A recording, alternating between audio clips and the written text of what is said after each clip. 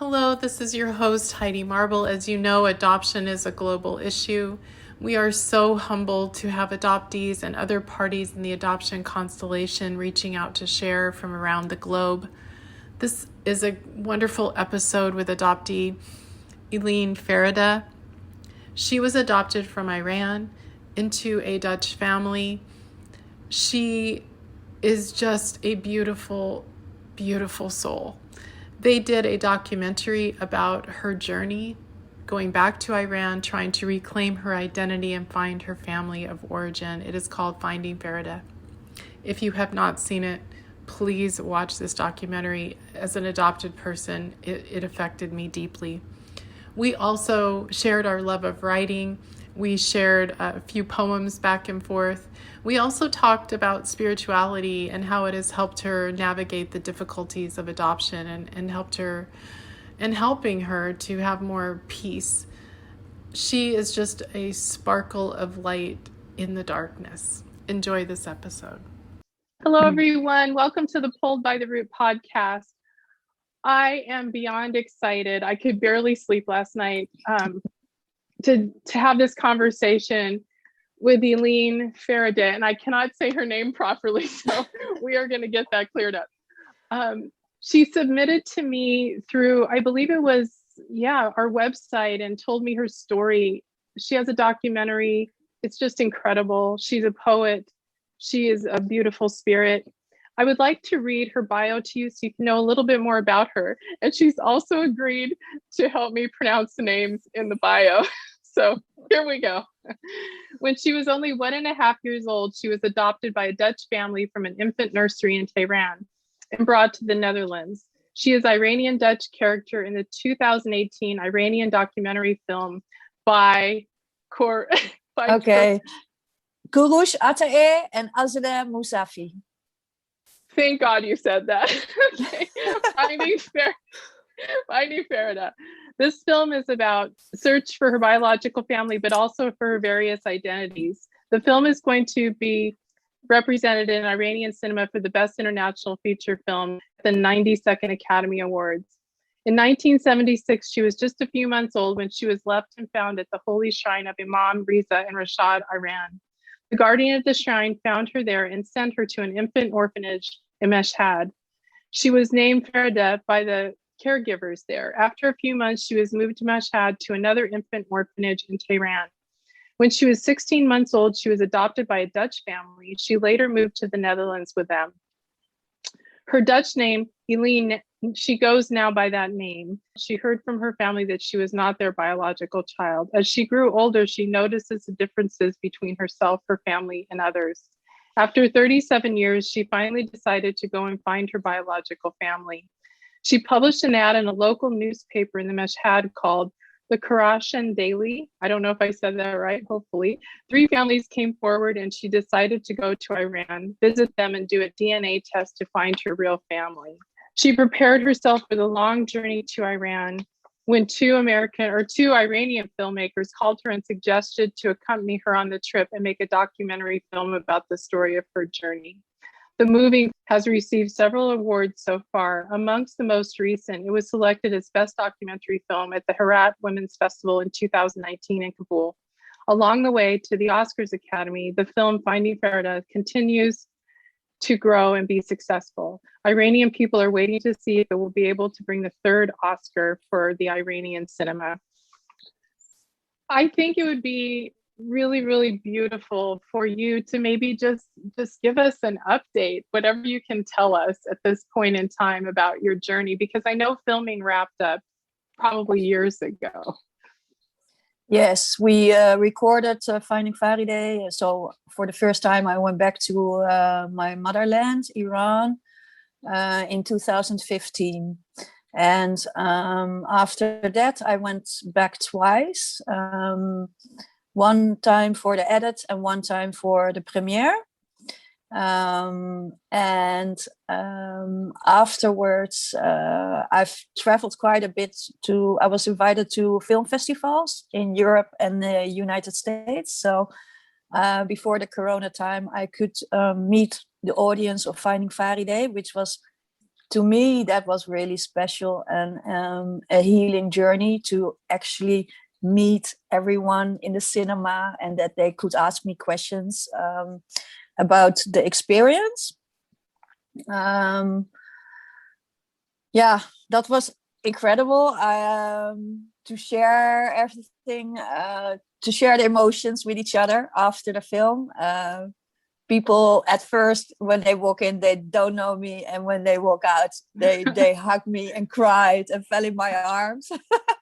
So yeah, that was such a blessing for me also to really do that, and it was due because of also of the fact that the directors, the whole crew is Iranian, so they're all living in Tehran, and they couldn't get out of Tehran for film festivals, or they could only go to the neighbor countries and not go to the US. So I was blessed to be invited to the United States also, and go to the Asian World Film Festival in Los Angeles, but also the Academy Award screening and Palm Springs Film Festival, Santa Barbara Film Festival. It was amazing. Yeah, it was really, I felt really blessed.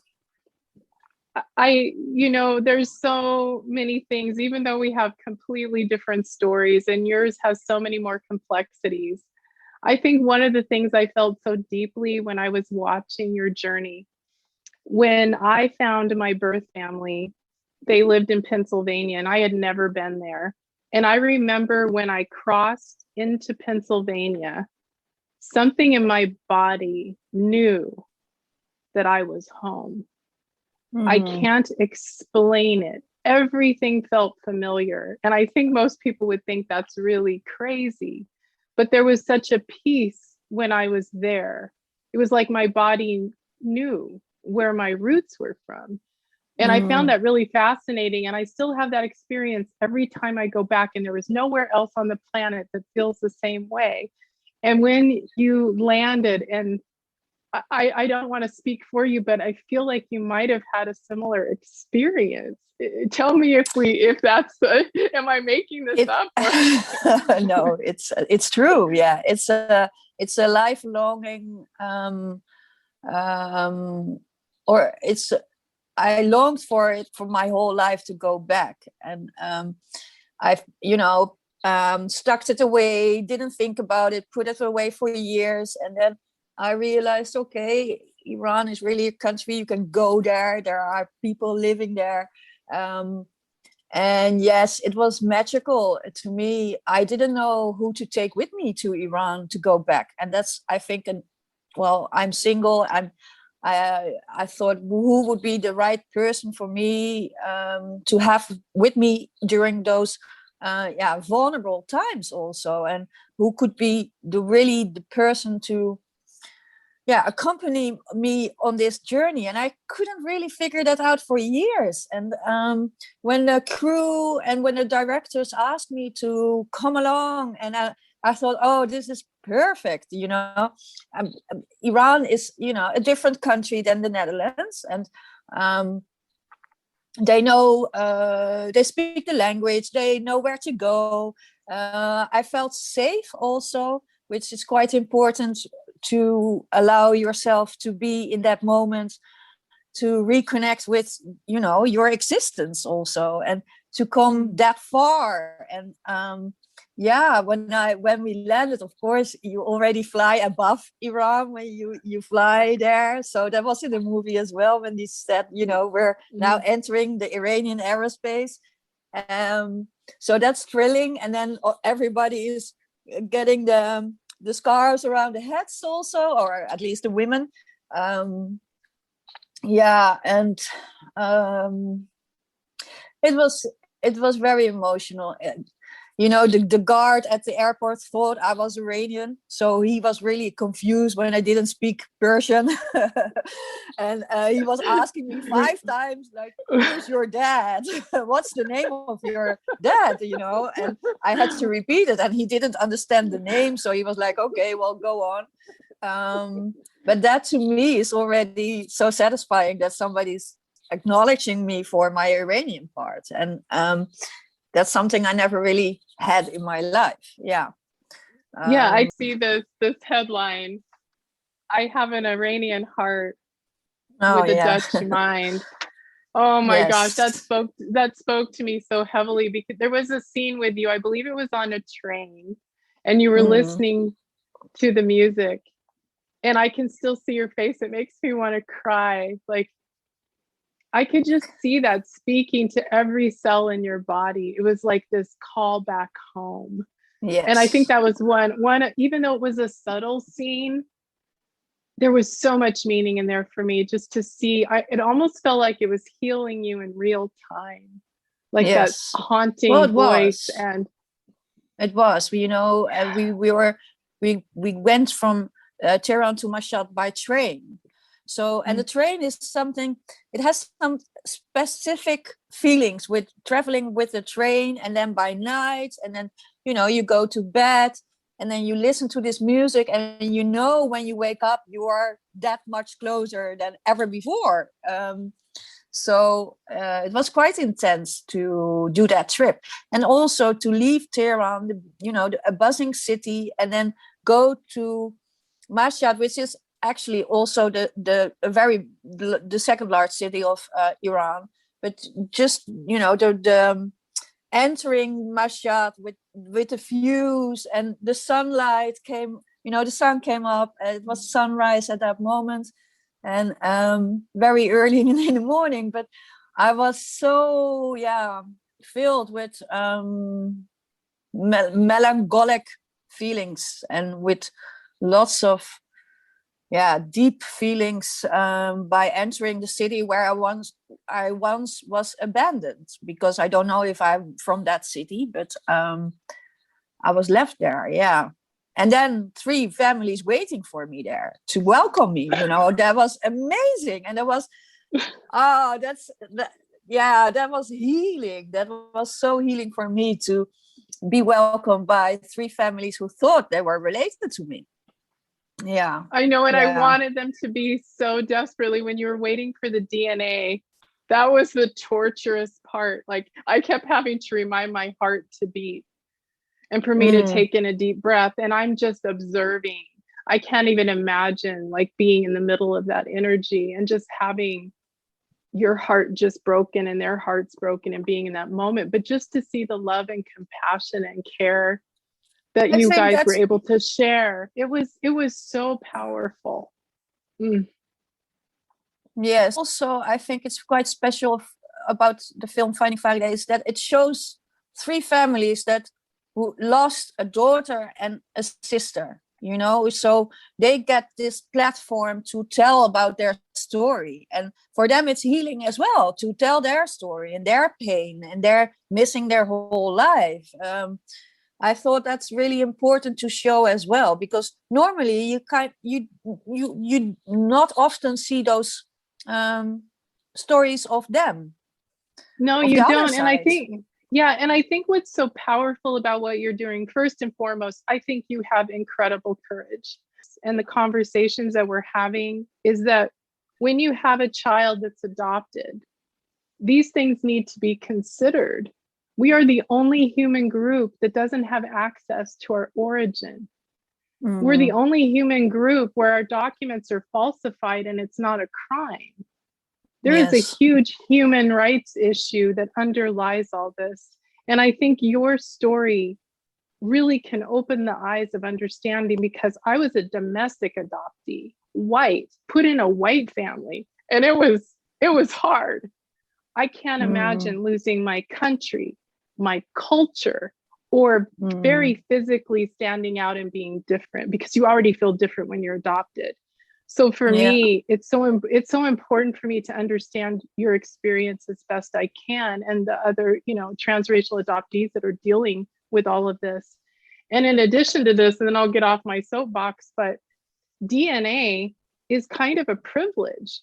Not Mm. everyone, especially in poor countries, has the capacity or the money or to find DNA. I am sure you risked a lot to do this. Um, so yeah, I don't know if you want to speak about that rant or not. Well, yeah. it's something, it's in the core of yourself, you know. Being adopted, you always see that you are in the base, you're disrupted, or you come into a family that, you know, that my family, my Dutch family, is super rational, and they're not emotional. They couldn't understand me, or they still can't really understand me from the inside, and they can't they didn't have the openness to find out who I was from the inside also. And my parents, my mom, my parents found out that they were pregnant when they adopted me in Iran. So they were, as I feel, is that they were looking for a sister for their, you know, their child, because they were having their own child at that time that I got adopted, which was, you know, their, probably their dream, to have a child of their own. So 6 months later, my Dutch brother was born. You're growing up, and you see at families that, you know, everybody kind of looks the same in the same family.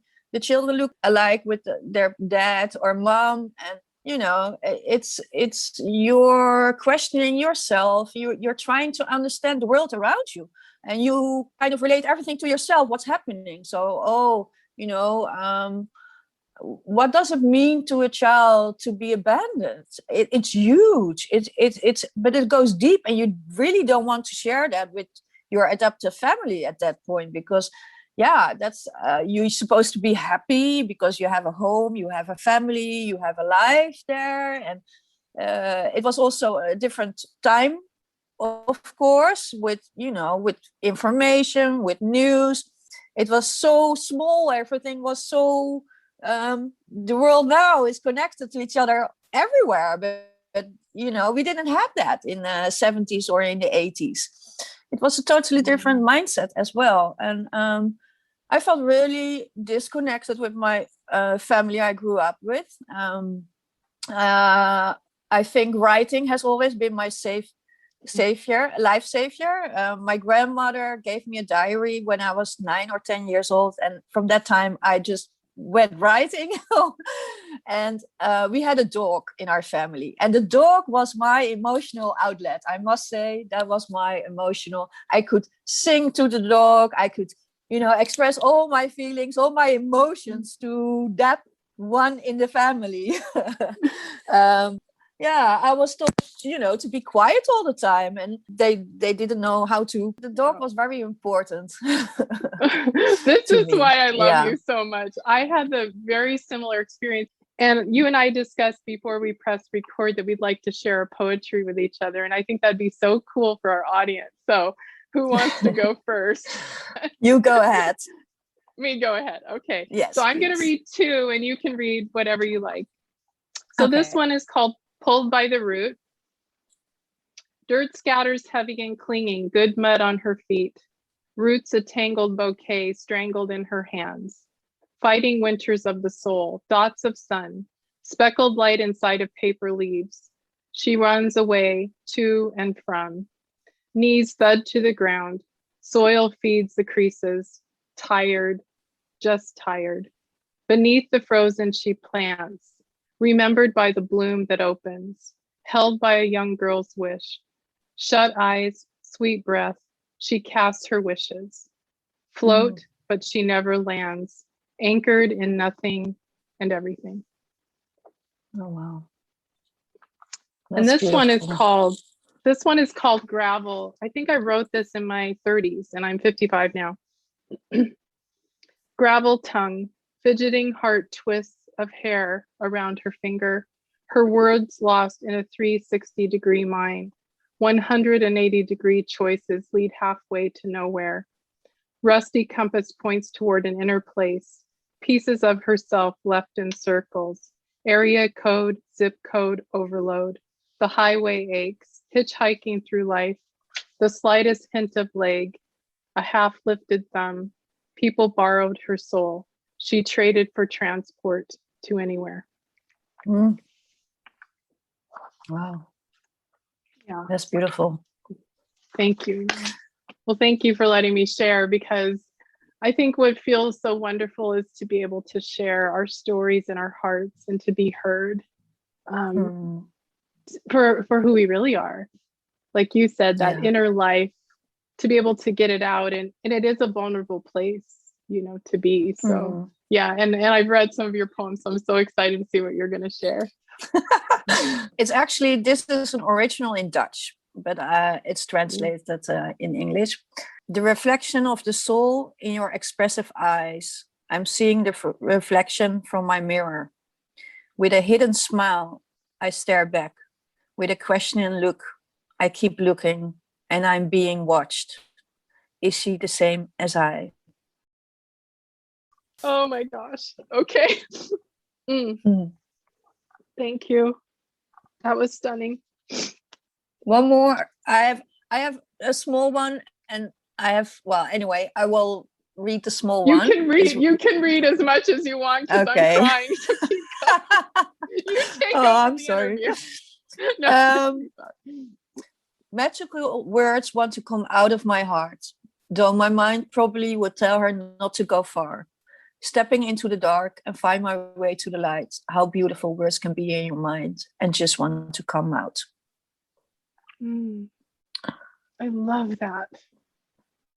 So hopeful, so beautiful. Okay, and I really like this one. It's a new one. I written this last year. Love is a feeling as the mother kisses her baby goodbye, thinking to never return to her again in order to survive. She whispers prayers to the angels above and wishes they follow her songs in life. Love is a feeling as the father who loves his son at birth, living for the rest of his life without. He sings melodies in the night. He chases the memories in his mind and wishes the tune will protect his son's life. Love is a feeling as the daughter I felt lost without. Spending years in agony, I started to sing my song with a leap of faith. My sound gives me strength and wings to my soul, and I realize it was there all along as the source of life. Love is a feeling in abundance, and it feels like paradise. Deep breath in. That was so gorgeous. Wow. Thank you so much for sharing. I hope you write a book and put all of this in a book, please. Please do that. Maybe you're, in the future. You're done with your documentary. Do this now. Oh, true, gosh. True. So I definitely have a couple more things I want to talk to you about too. I think what I really love to know, I was able to get the answers, but there are so many adoptees that never do. How do you cope with living with the questions? Because I think another thing that stunned me in your documentary was, I won't say what part of it, but you were riding your bike and you realized that it was what you needed was inside of you. Maybe, I don't know if I'm stating that properly, but I just wonder what you can tell people that don't have the answers and may never get them. What kind of, I don't know if encouragement or hope or healing, that's a perspective that you know so well. Yeah. Well, just to go back to the name of your website and the name of your podcast, Pulled by the Root. I really love that saying. I really love the name. But it also gave me, or I have a few insights about when I got in touch during my life more and more with my spirituality. And we adoptees, we don't know our ancestors and our families, birth families, but they are still there, but we don't know them. They're not visible. They're unknown to us at the moment, but they're still there. So to me, it's being spiritual. I can see the bigger picture of life, and to accept that there's a reason why I got adopted by my Dutch parents. I have to learn certain things from them. And I don't know my birth mother, but I'm sure she's still alive. And I don't know my birth father, but there is someone walking on this earth who was or still is my birth father, only it's not colored. It's not colored in my life. And so, it's true, pulled by the root. But if you look at the bigger picture, we do have our ancestors with us every day. Mm-hmm. With my spirituality and I'm growing and growing, and I'm meditating every day, and I'm honoring my ancestors and my guardian angels and my spirit animals. They are very important to me, and I get really a lot of strength from them as well. And to me, that was also a bit of homecoming to engage. I met this special lady, I think 12 years ago, as I was looking kind of for a mentor. I never really had a female mentor in my life, or a female example of who I wanted to become or who I could learn from.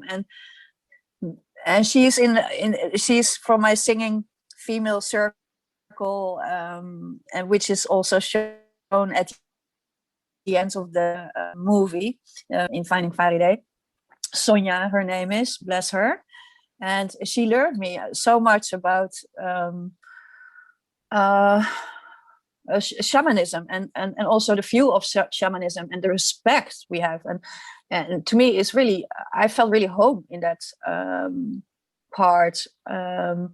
My adoptive parents are atheists, and I was already at a young age. I felt the energy of somebody else, and it's almost, it's transforming, and I was intrigued by it. And at that time we could only go to the library to get books about that Right. subject. No Google. I did. No Google. Yeah, no, Google existed, the library only. So I got books about spirituality, and I was so intrigued. And my parents were like, whoa, it's not their thing, but it's my thing. And if you look at the bigger picture, we are all, we're learning a certain lesson during our lives. And I believe that. And it's to me, it's a life savior also to not that there's more than meets the eye. Yes, that's so. Due to the new family in your life, and I kind of also questioned everything my parents decided for me in my life. But now I'm independent. I can change. Internally, I can change. I did a lot to come to terms with my past. I did NLP. I did a child coach therapy, but also and regression therapy, because I really wanted to go back to 1 year, 6 months, and 3 months, because I really wanted to know what the time for me was like in Iran, and what I felt. So I went through all the pain and all my anxieties as well, and kind of shaped myself the way I wanted to be. And and that's the biggest gift I can give to myself, is to heal my soul and to eventually really be happy with everything, and honoring my birth mother and father, in my heart and my body and in my voice, in everything I do. I send them messages all the time. I don't know if they get it, but I feel connected to them. I mean, I'm part of them. It's and time will tell. Time will tell and I'm happy either way. So whatever happens. But I will not put my luck into it if it doesn't happen at all. I love myself. So Wow, there's so many good points. I came from there's so many. I came a long way. Oh my goodness. It's really, really interesting. You know, you're talking about spirituality, and that is something that's also very important to me. And I was given the spirit animal of a ram. And I'm like, ooh, what does that mean? Like the big horns and you know, but it's also really Oh, a powerful to ram. think. Okay, yeah. Yeah, ram. What were yours? Do you mind sharing? What are your spirit animals? Mine is the white swan. The Oh white my, swan. yeah, this makes complete Yes. sense now. I'm a ram and you're a well, and not to make light of it, but I think that discovering the spirituality, being able to find that and being able to connect with that. And I think when you read your poem about looking at your face and realizing that we are not exclusively ours, we are standing on the shoulders of our ancestors and they're rising up through us, no matter if we know them or not. I think that's such a comforting thing for adoptees to think about that may not have the answers, and to know that it's integrated into us. And the other thing I hear you saying that I've been hearing all week is acceptance. See, a lot of us are caught in resistance. Yeah. What we want, what we deserved, Yes. what we should have had, and all of those are justifiable. But the problem with that is it makes our life really small and it keeps us in pain. And I think that it's such a great example for you to say, I've done the hard work and I'll have to continue doing it to heal. Yeah. And I think that is certainly inspiring to me. And thank you so much for sharing that. That was amazing. Absolutely amazing. So as we start to wrap things up, is there anything else you want to say? To what we're trying to do at Pulled by the Root is have a roundtable conversation where it's not just exclusive to adoptees. We want people, this is a global issue. We want people to understand. So what would you say if you knew you had the ears of a very large audience? What would you want them to know about adoption that they may not know?